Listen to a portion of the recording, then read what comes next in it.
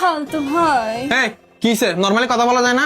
আপনি আমার সাথে সবসময় এরকম রুড হয়ে কথা বলেন কেন? আরে আমি বলতে চাচ্ছিলাম যে আপনারা আর আমার বিয়ের খুশি আর ঈদের খুশি একসাথে পালন করে ফেলা যায়। এ তোরে পেটে আমি হইতে দেখছি কত প্যাম্পাস তো আমি তোর নিজে বদলাই দিছি, তুই হলে কি কস? ধরো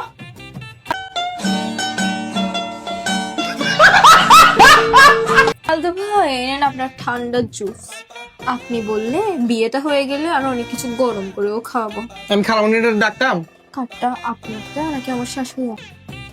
তুই এখানে দাঁড়াইছিস কেন?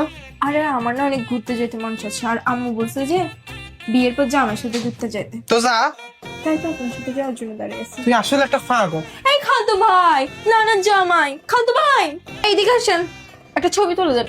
না না, আমাদের দুজনে একসাথে একটা ছবি তুলি যাতে সেটাকে আমি ফ্রেম করে গেতে রাখতে পারি।